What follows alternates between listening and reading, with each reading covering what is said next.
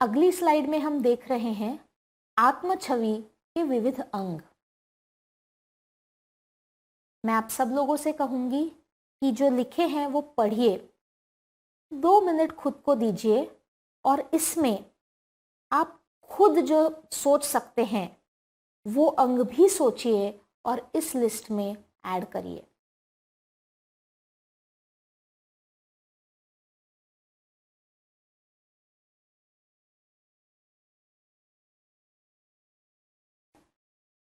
अगले प्रश्न की तरफ चलते हैं। आत्म छवि जटिल है क्योंकि।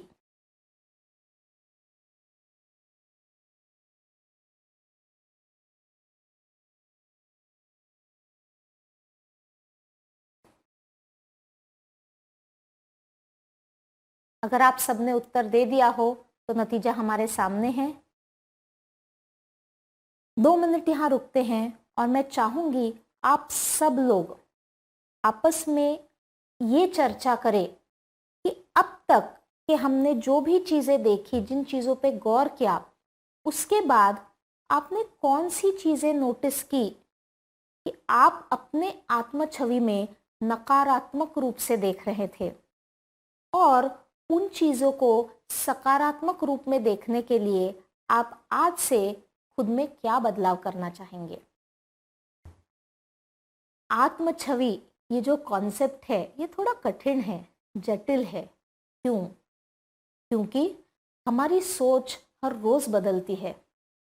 हाँ, कुछ मूल तत्व होते हैं जो पक्के होते हैं, लेकिन जैसे हम समाज में आगे बढ़ रहे हैं, हमारे जीवन के क्षेत्र में, कार्य में आगे बढ़ रहे हैं, अलग अलग रिश्तों को तो रोज नई तरीके से देख रहे हैं, जितने एक्सपोजर्स हमें होते हैं उतना आत्म छवि बदलने की संभावना होती है। जितना मैं अपने आप को कमजोर मानती हूं उतना ही मेरी आत्म छवि नेगेटिव होने की संभावना बढ़ती जाती है।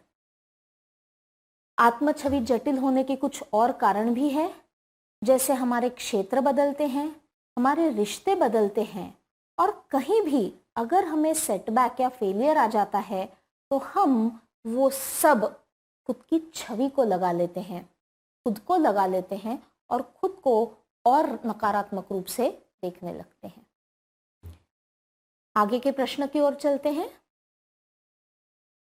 इन विधानों में कौन से विधान स्वस्थ आत्म छवि दर्शाते हैं और क्यों? मैं चाहूंगी आप इस पर 2 मिनट दें और ये भी साथ में चर्चा करें कि आपके हिसाब से कौन लोग हैं जिनको आपने देखा है, जानते हैं, जो स्वस्थ आत्म छवि रखते हैं।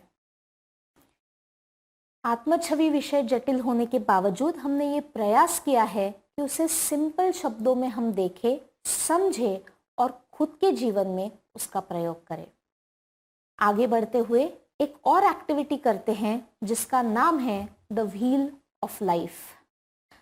चित्र में जैसे आप देख रहे हैं एक सर्कल बना हुआ है जिसमें आपके जीवन के कुछ महत्वपूर्ण हिस्से दिखाए गए हैं।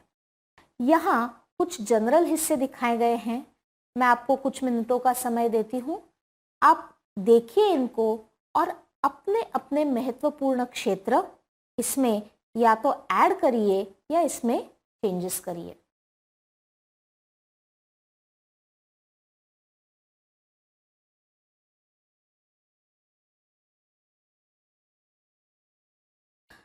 अगर आपके महत्वपूर्ण क्षेत्र आपने तय कर लिए हो तो अब जैसे आपको दिख रहा है सर्कल में 0 से लेकर 10 तक इनके लेवल्स है। अब हर क्षेत्र में आपको मार्क करना है कि आज की तारीख में आप खुद को कहाँ पाते हैं।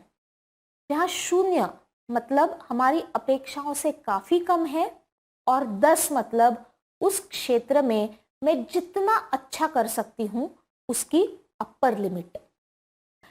डेमो के लिए आपको स्लाइड पे दिखाया गया है कि कुछ क्षेत्र होंगे जिसमें आप अपने आप को ऊंचे नंबर पर रखेंगे और कुछ क्षेत्र ऐसे होंगे जिनमें आप खुद को कम नंबर पे रखेंगे। आपने अपने जीवन के 6, 8, 10, 12 जितने भी क्षेत्र बनाए हो और अगर आपका नंबरिंग पूरा हो गया हो तो अब ये नंबर्स को एक साथ मिलाइए और जैसे कि चित्र में दिखाया गया है आप सर्कल के अंदर अपना एक पैटर्न बनाइए जो इन पॉइंट्स को जोड़ के मिलता है। आपके ध्यान में आया होगा कि ये अंदर का जो फिगर है वो बाहर की सर्कल की तरह स्मूथ नहीं है। इसको आगे ले जाते हैं और थोड़ा। अब मैं चाहूंगी कि आप अपने ध्येय इसमें ऐड करें कि हर क्षेत्र में आप खुद को कहाँ देखना पसंद करोगे। मान लीजिए 6 महीने बाद अब हर क्षेत्र का वो नंबर मार्क करिए जहां पे आप खुद को देखना चाहेंगे। अर्थात आपके जहां झुकाव है, इंक्लिनेशन है, जो इंटरेस्ट की चीजें हैं वहां नंबर ज्यादा होगा, कुछ हिस्सों में कम। एक बार आपने ये बाहरी फिगर बना दी, अब मैं चाहूंगी कि आप सब इन दोनों फिगर्स को कंपेयर करें। आज की जो स्थिति है जो हमें अंदर वाली फिगर बताती है और हमारी लक्ष्य जो है, हमारा ध्येय जो है कि हम अपने आप को कैसे बनना चाहेंगे, कैसे देखना चाहेंगे, वो बाहर की फिगर है। अगले कुछ मिनट लीजिए और हर एक जन अपनी अपनी नोटबुक में लिखिए हर एक क्षेत्र के लिए आप आज से कौन सा एक बदलाव अपनी लाइफ में लाएंगे जिससे आपको पहले के नंबर से, अंदरूनी फिगर से बाहरूनी फिगर तक जाने में मदद होगी। वो सफ़र आपका आज से शुरू होगा। मैं चाहूँगी कि आप में से कुछ लोग हमसे इस बारे में शेयरिंग करें ताकि ये स्पष्टता पूरे वर्ग में आए। और इसके बाद हम आगे चलते हैं और देखते हैं कि हमें ये आत्म जागरूकता रोज अपने साथ रखनी है। हमारी आत्म छवि हमें सकारात्मक रखनी है। अगर हम ये बार बार करते रहें तो हम में क्षमता सारी है कि हम कोई भी रुकावटों का सामना हंसकर कर पाए और खुद में जो सकारात्मक चीजें हैं उनको उसी तरह आगे बढ़ाते रखें। अगले प्रश्न की ओर चलते हैं। व्यक्ति की पहचान में सबसे महत्वपूर्ण पहचान है, थोड़ा जटिल प्रश्न है।